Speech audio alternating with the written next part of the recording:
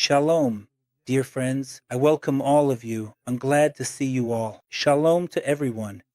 And I wish you all a wonderful, beautiful, and amazing mood. I'm happy to be with you again. I greet you all and welcome to Beit Midrash.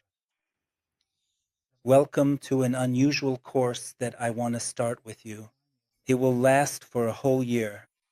If God gives me strength, wisdom, understanding, time, and both natural and spiritual opportunities, then during this time you are destined to learn a lot that you couldn't find anywhere else. So subscribe to the YouTube channel and give it a like. Join us on Telegram and let's move forward with all our strength and abilities. Times are narrowing and shifting so precisely in the right direction, in the right channel, that we simply don't have a single second to waste or to delay in any way. What I'm offering you is essentially, you could say, a university-level course dedicated to history. This is a course that will take about 13 weeks. And at its core, it will have around 65 lessons. If I have the strength and the circumstances allow, which is not always the case, we will turn to this course every day at 8 in the evening after the main broadcast. We will have 5 lessons each week, excluding Saturday and Sunday, because on those days we have our main chats with our groups. So, for 13 weeks, we will be studying the most important things together. That means it's 13 courses with 5 sections each. Today, we're talking about the first section. So, the first course we're starting here is called The Destruction of the Second Temple. As you saw in the intro, this covers the entire era from the year 70 to 325. This is the course where we'll begin our exploration and look into the past to figure out, ahem, what really happened in those distant times. In this course, we'll examine the destruction of the Second Temple. Today, we'll be reading and analyzing the siege of Jerusalem through the eyes of Josephus Flavius. And that's pretty much the only source of knowledge we have to this day. That's it. Tomorrow, we'll be talking about the topic, the temple in flames, specifically what was destroyed, because understanding the destruction leads to understanding the restoration. We'll discuss where the Shekinah went, or in other words, the consequences of spiritual collapse. The fate of the people of Israel after the fall of Jerusalem, as well as the Messiah and the temple, these are theological answers in Judaism. We'll be going over all these things together, my friends. The second week will be about the plan or the course after the catastrophe. The first steps of Israel's survival. The diaspora. So where to? Why? The map of the dispersion. How the center was established in Jabna. And so on and so forth. The restoration of the Sanhedrin. The beginning of the canonization of the oral tradition. How was the Torah preserved? How were the commandments preserved? How do you observe Shabbat now without the temple? How do you celebrate the holidays now without the temple and without Jerusalem? The third course is about the Jews in the Roman Empire after the year 70. Up to the year 70, we know what was happening there. But what happened after the year 70? What was happening during the time of Titus? What kind of triumph was there? What happened? What taxes were collected from the Jews for the temples of Jupiter, and so on and so forth. All these things, my friends, all these things we will discuss together right up to the emergence of Christianity. About how it departed from its roots, what Christian groups existed, how they developed independently from the main Christian orthodoxy, who they were and what they represented. All these things, break time equals 0.5s/. All these things I want to raise and thoroughly go through so that we have a comprehensive and complete picture of all the events and matters. Thank you for your understanding. So, the only thing is, I think I want to do a poll. Is every day difficult for you? In fact, I do 2 broadcasts every evening. If that's not too much, we'll go ahead. If it's too much for you, I'll do it once a week. In that case, it will stretch out for many years. That's it. Again, I'm not superhuman. As long as I have the ability to do this, we will keep doing it. Today, we are focusing specifically on this course. This is the intro showing what it looks like and how it will actually look in our courses. Down here at the bottom, the lesson title will always be displayed. Today is the final siege of Jerusalem, Lesson 1 through the eyes of Josephus Flavius. So, dear friends, welcome to the Beit Midrash.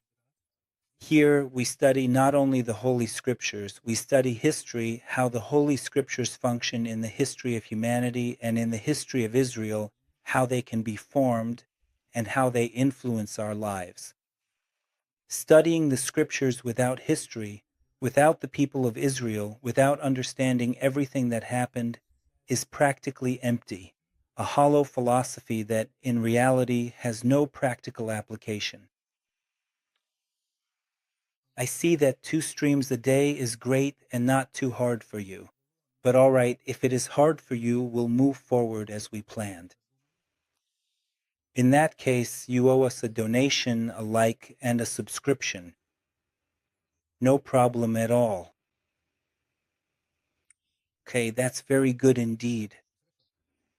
Today we will set out to one of the most tragic and pivotal events in human history, the Great Jewish War, and in particular, the siege of Jerusalem and the climax of this conflict.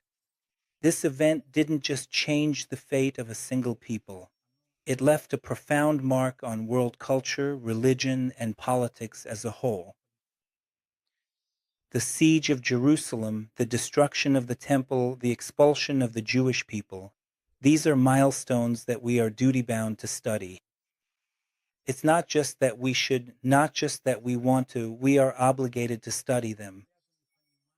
We are obligated to understand the full meaning and the very essence of what happened.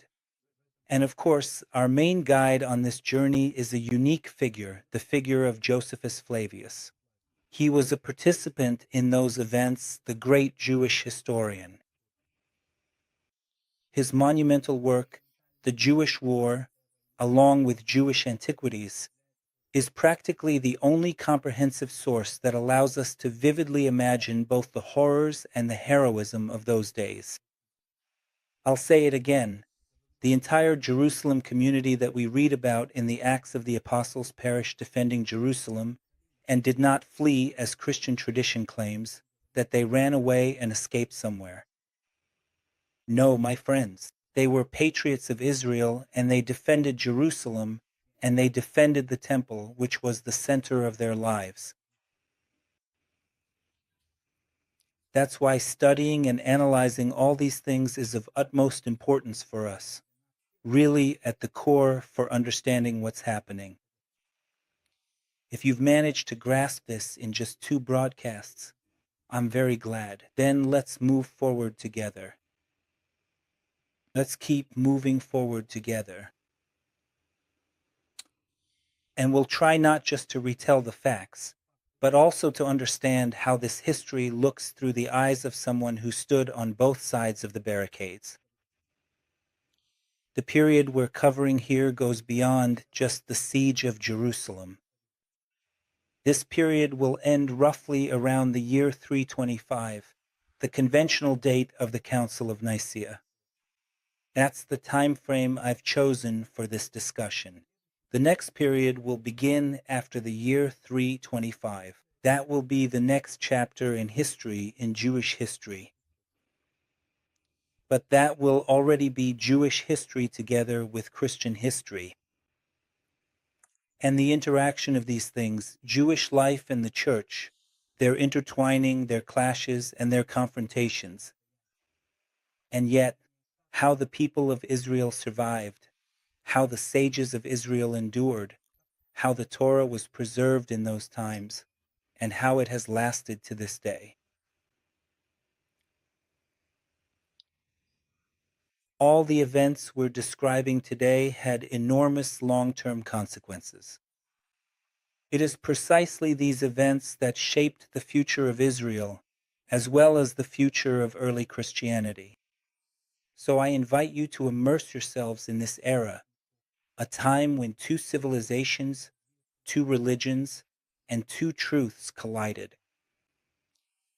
So, my friends, welcome to the Beit Midrash. Don't go anywhere, and let's get started. Now, the reasons behind the emergence of this conflict. To grasp the scale of the tragedy, just a moment. To understand the scale of the tragedy, we need to rewind time and look into the reasons that led to such a bloody war. The Roman Empire, being a powerful expansionist state, annexed Judea in the year 6 CE, turning it into a Roman province.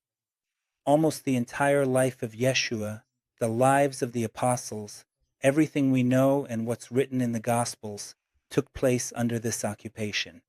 Essentially, these writings are about the occupation and the history of the occupation. Very few people understand this, realize it, know it, and, well, they think they know. But in reality, that's not the case. Irvin, thank you. Thank you very much. Thank you. This wasn't a typical annexation. Judea was unique for its monotheistic religion, strict laws, and deeply rooted traditions, which of course clashed with Roman polytheism and way of life, that is, with their belief in many gods.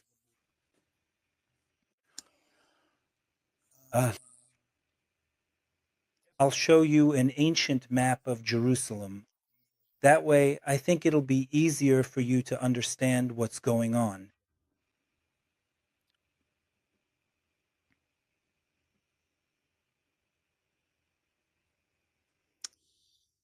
Governing Judea was often accompanied by tremendous tension. The Roman procurators appointed by the emperor were often incompetent, greedy, and showed disregard for Jewish laws and customs. A classic example is the procurator Gessius Florus, whose cruelty and greed, according to Josephus Flavius, were the last straw.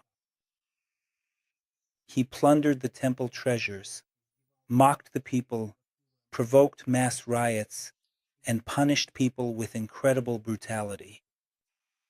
His actions, aimed at suppressing any sign of disobedience, only fueled the flames of rebellion. And the flames of rebellion kept growing. They grew stronger with every passing second. As long as Israel, Judea, remained under occupation.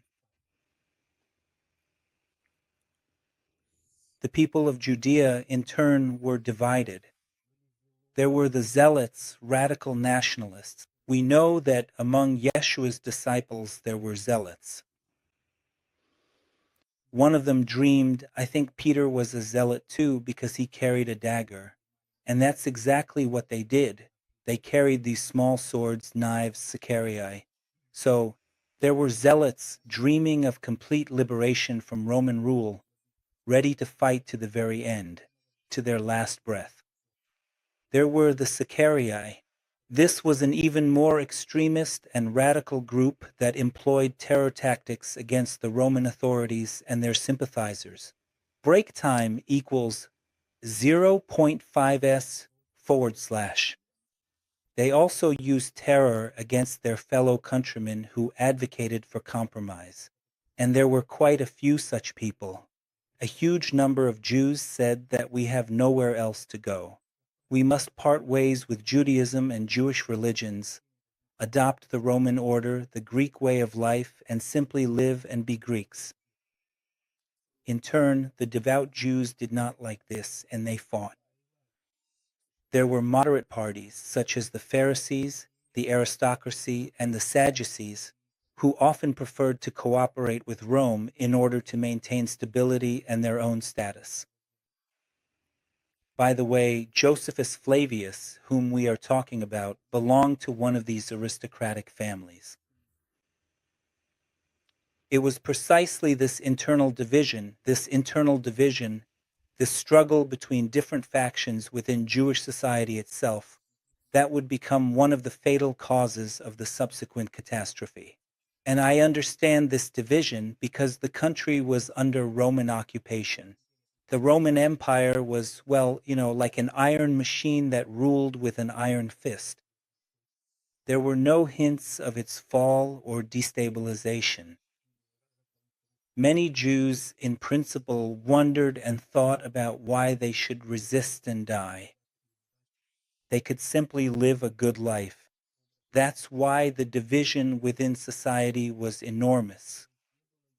In other words, there was no united front, as we see today in Israel, for example, because Israel, thank God, is not under occupation, and we have a sovereign state that is now fighting for its right to exist.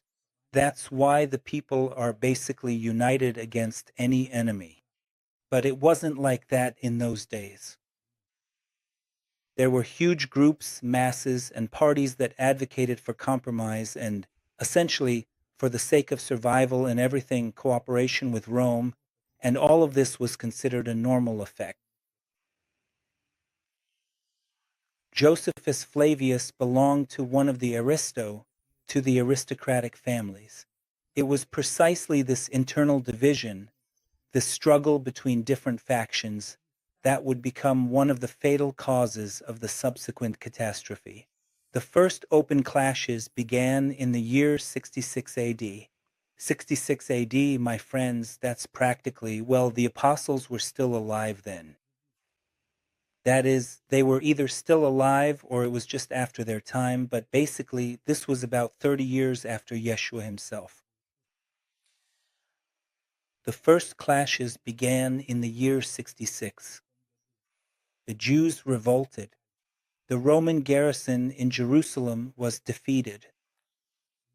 The legate of Syria, Cestius Gallus, tried to suppress the uprising, but suffered a crushing defeat, which only strengthened the rebel spirit and encouraged them to continue fighting.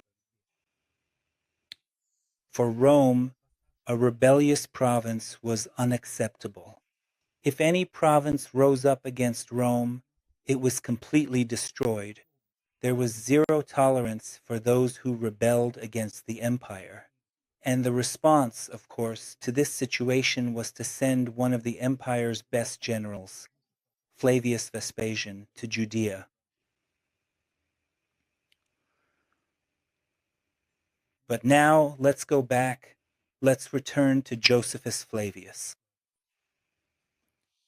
He was both a witness and a chronicler. We want to get to know him. Who is he? After all, we will be referring to his works and the sources he used many times. This is Titus Josephus Flavius. Originally, he was known as Yosef ben Mattatyahu. You've already heard the name Mattatyahu from me. That's the same as the Gospel of Matthew. That's exactly what he's called, Mattatyahu, which means given by the Almighty Yahoo. Joseph was born in Jerusalem in the year 37 AD into a noble priestly family. He received an excellent education, studied various Jewish sects, the Pharisees, Sadducees, Essenes, and was deeply knowledgeable in the Torah and Jewish laws. From the beginning of the uprising in the year 66, despite his possibly moderate views, and it is quite possible, as some say, that he truly did hold moderate views, he was appointed commander of the Jewish forces in Galilee. It was Galilee, not Jerusalem, that was the center of the uprising. Jerusalem was trying to maintain a balance. There were many wealthy people there, as well as all the nobility and the treasury. But Galilee was made up of peasants, and it was from there that the resistance to Rome began. And note that Galilee is also the very place where the Messianic movement originated. It was here that his military career ended in defeat after the fierce siege of the city of Jotapata, which he bravely defended against Vespasian's superior forces, and Joseph was taken prisoner. And here a turning point occurred in his life. According to his own words, he predicted to Vespasian and his son Titus that they would become emperors.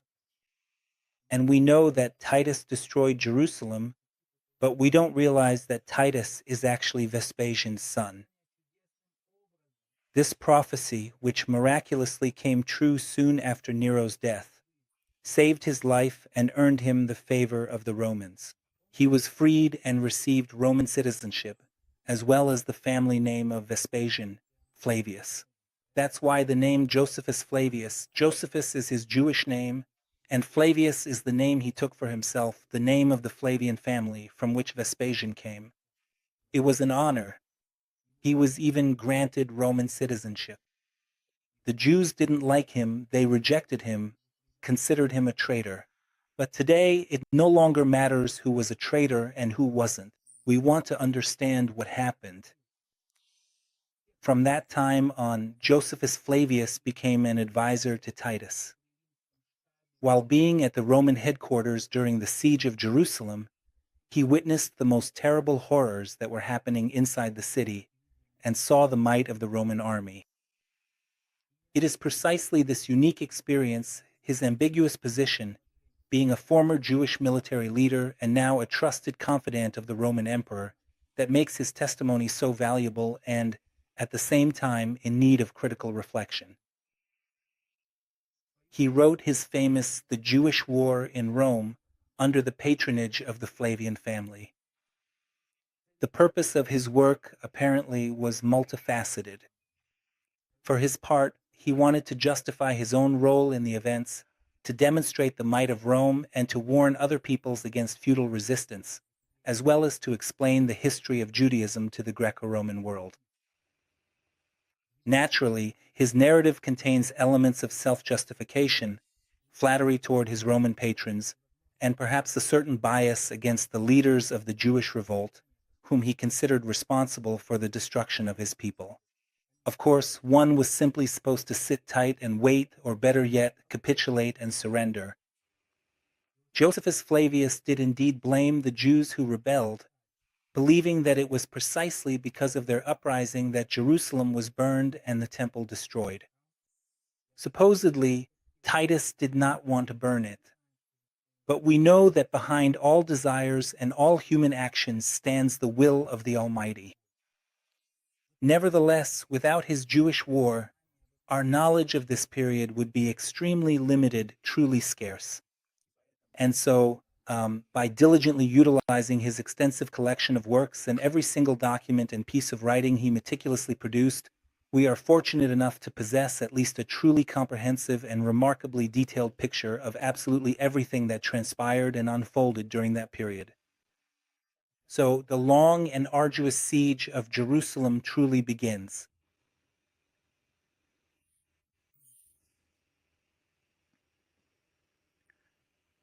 On this map, you can see Jerusalem.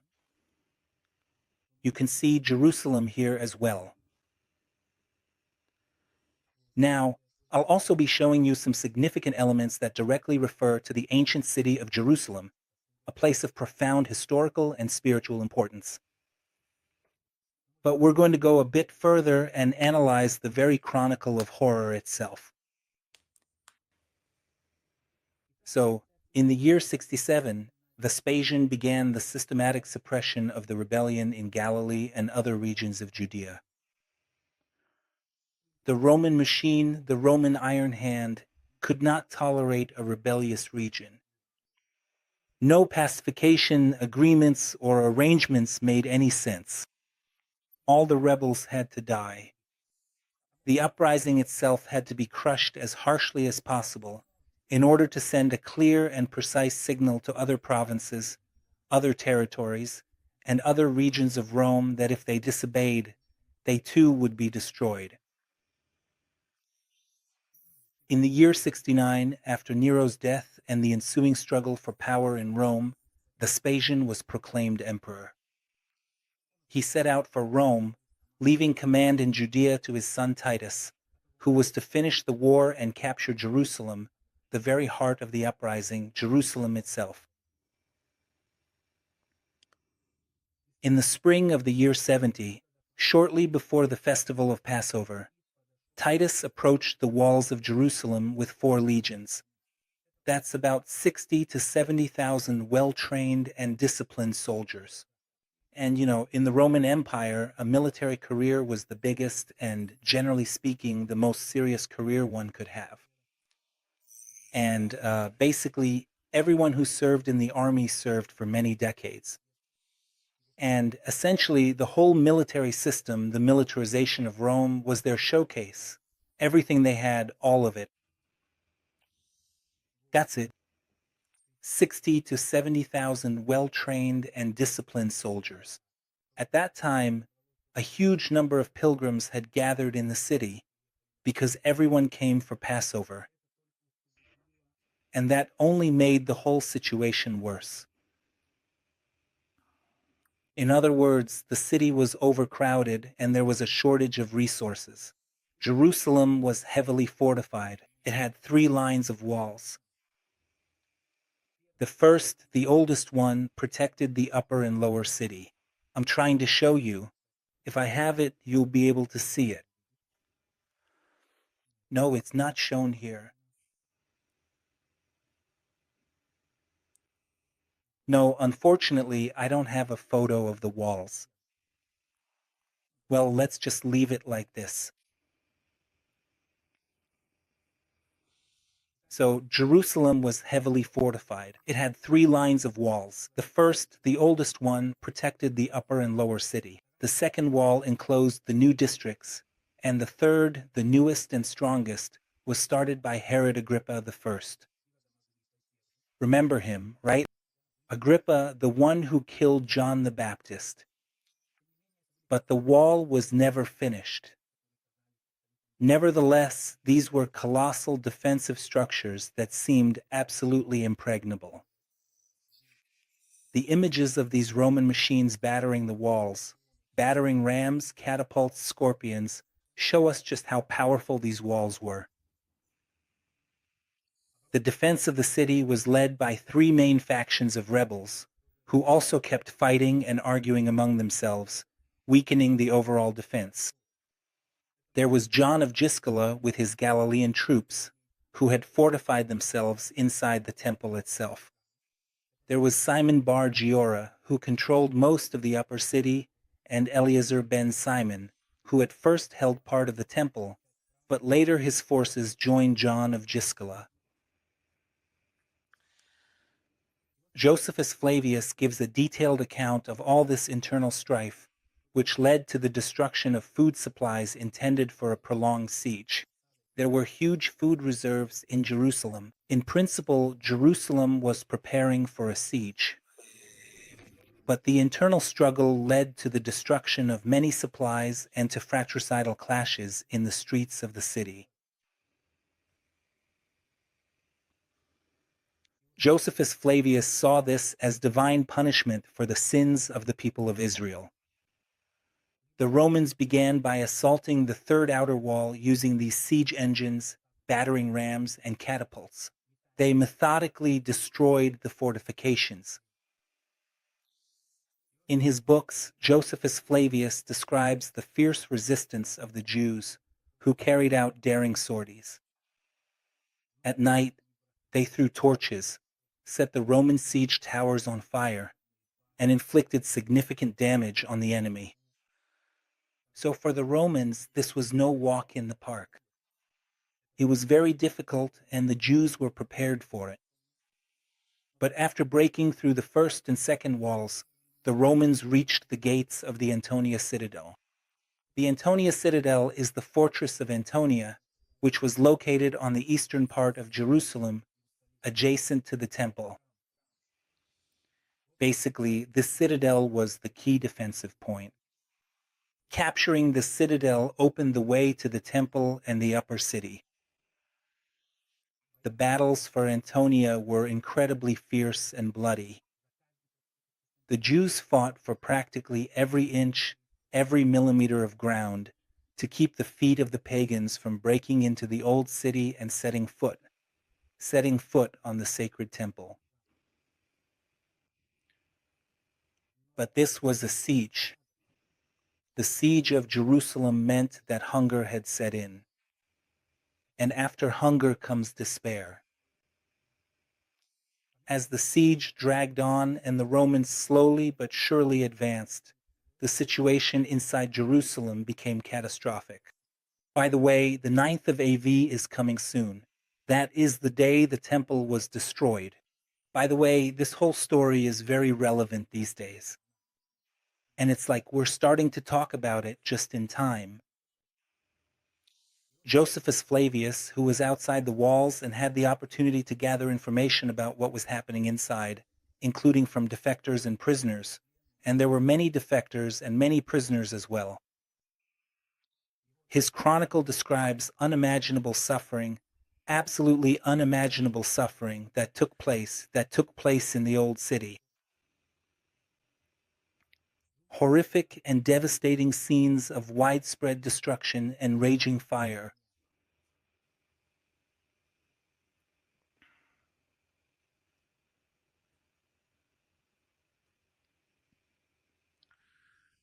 The main enemy of those under siege became hunger. A huge number of people, trapped within the city walls, with food supplies destroyed and internal strife, quickly faced a shortage of food. The price of grain skyrocketed, and then grain disappeared altogether. It simply ceased to exist. People began to eat anything they could find: grass, leather, food scraps, even their own excrement. It's almost impossible and painful to imagine this today. But we know that throughout history, humanity has gone through many similar periods. But the description of this particular moment is especially significant for us.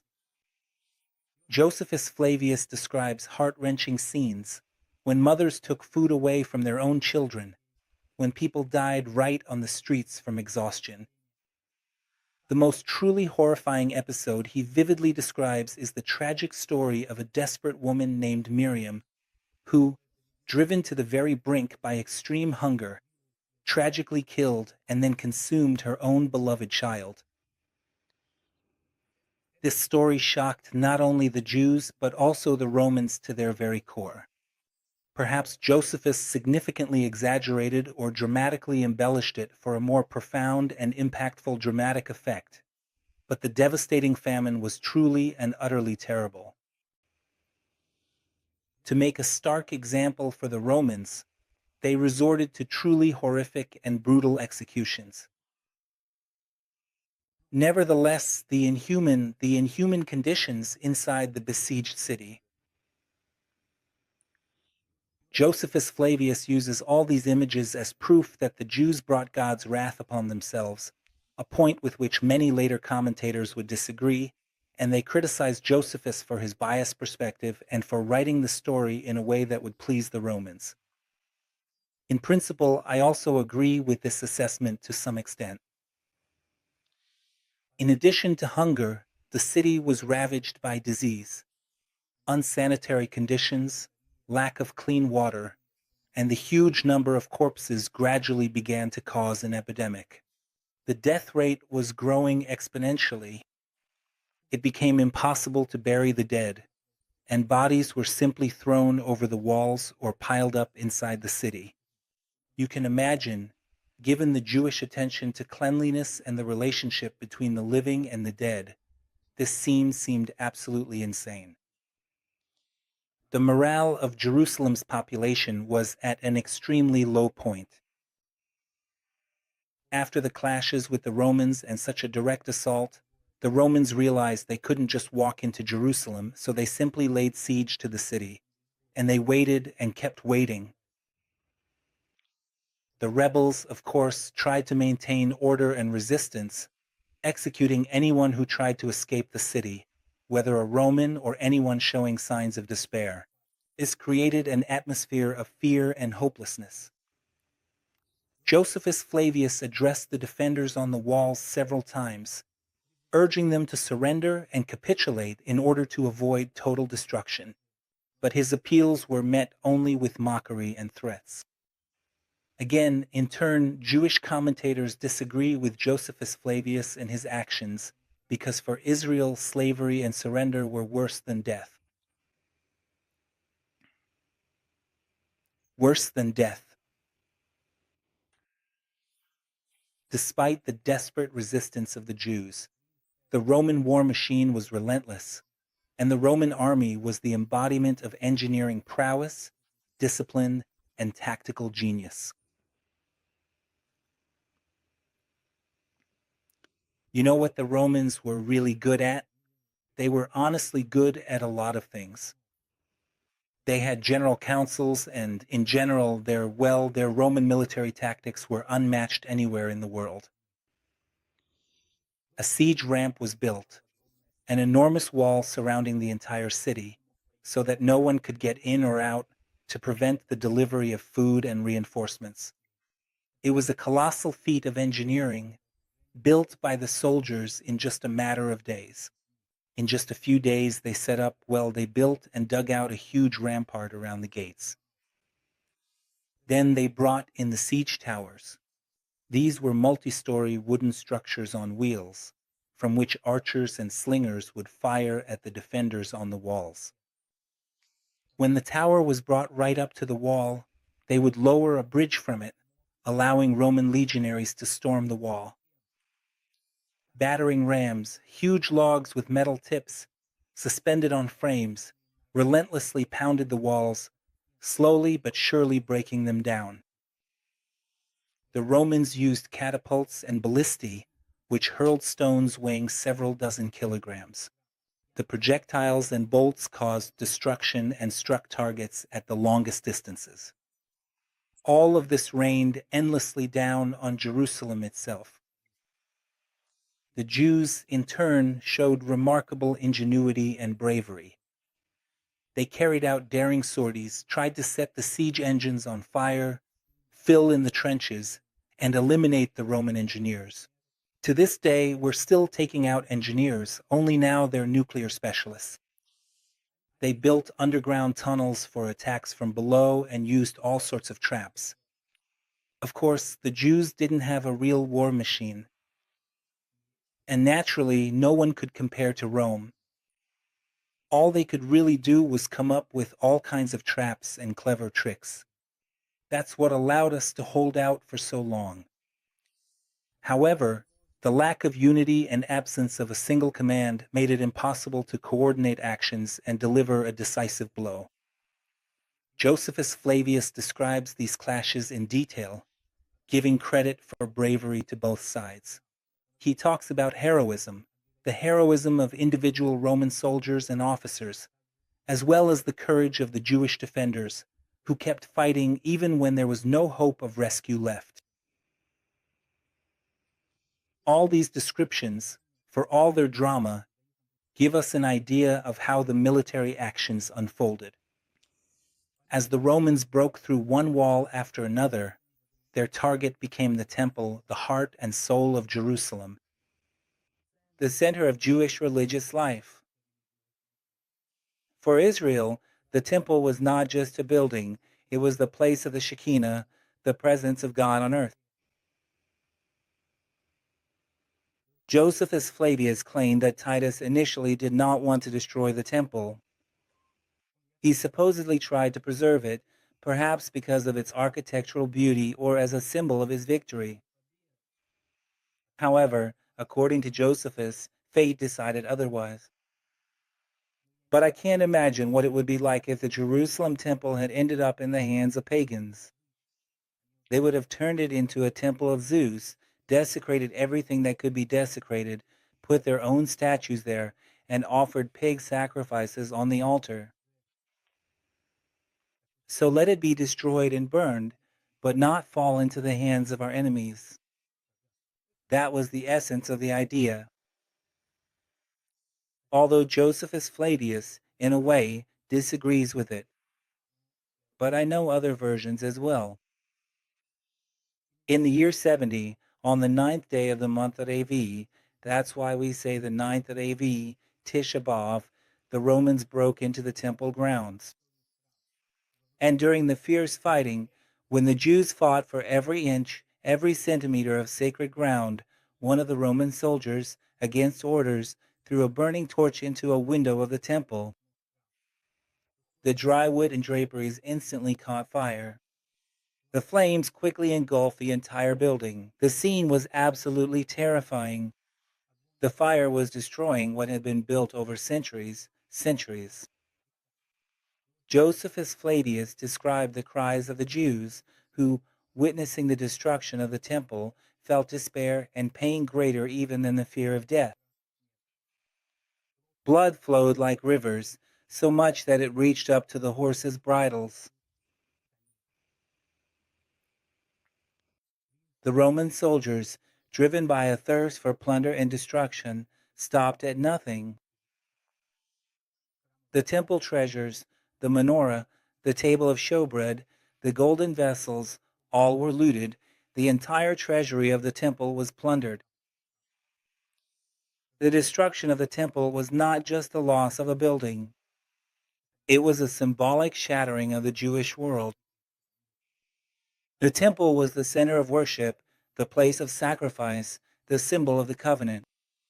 Its destruction posed an unprecedented challenge to the very essence of Judaism, how to survive without a central sanctuary. This entire event was a watershed, marking the beginning of the development of Rabbinic Judaism, from temple-based Judaism to Rabbinic Judaism, which was able to adapt to new conditions, survive, and focus on the Torah, prayer, and the synagogue. It was precisely the synagogue, the houses of study, the Beit Midrash, and the yeshivo that became the centers of Jewish life. And these are truly remarkable events that have brought us to these days. We will study all of this step by step.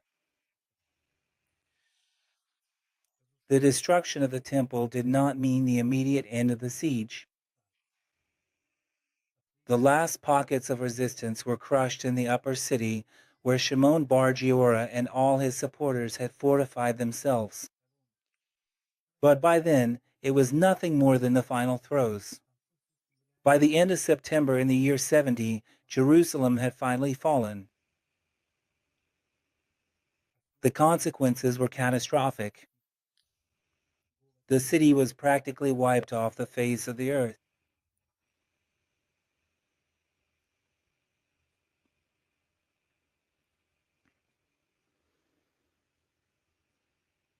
According to Josephus Flavius, more than 1 million Jews died during the siege.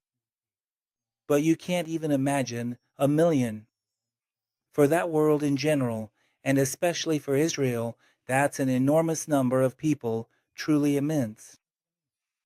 You could say it was half of all the Jews who existed at the time. About 100,000 were taken captive.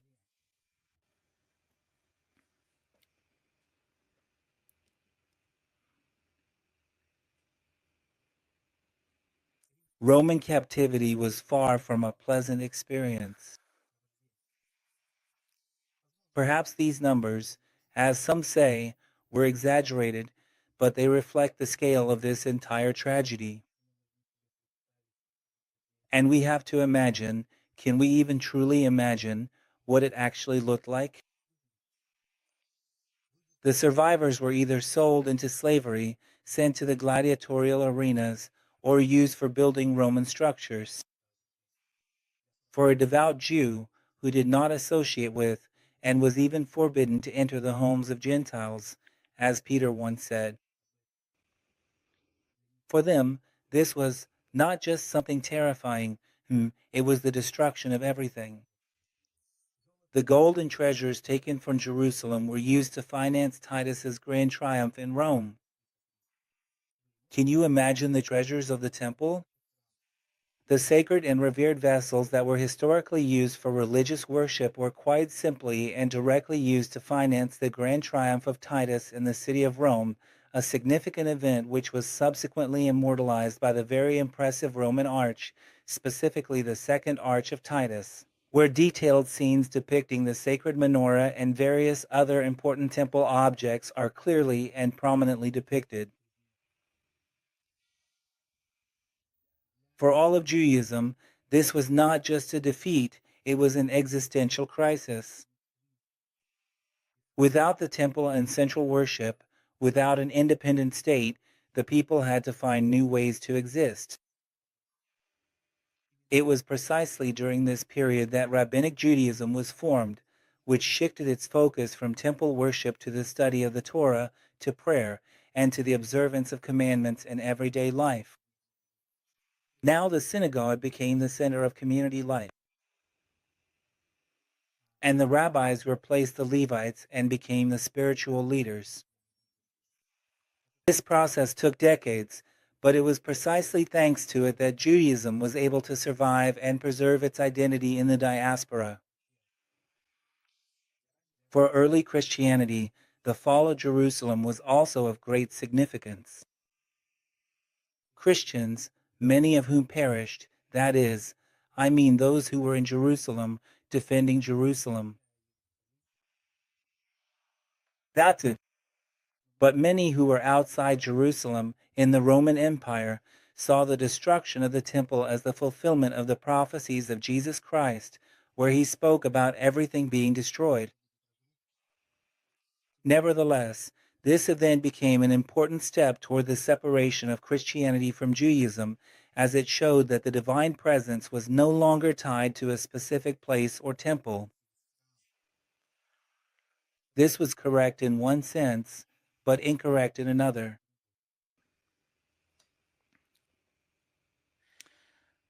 The period we called after the flame is an era when old foundations were collapsing and new ones were being formed. By the year 325, when the First Ecumenical Council was convened in Nicaea, the world was already a completely different place. The Roman Empire, having crushed the uprising, consolidated its power. Judaism survived the shock, adapted, and endured, transforming into a religion without a central hub. And Christianity, which had originally been just one of the Jewish sects, was gaining strength, forging its own path.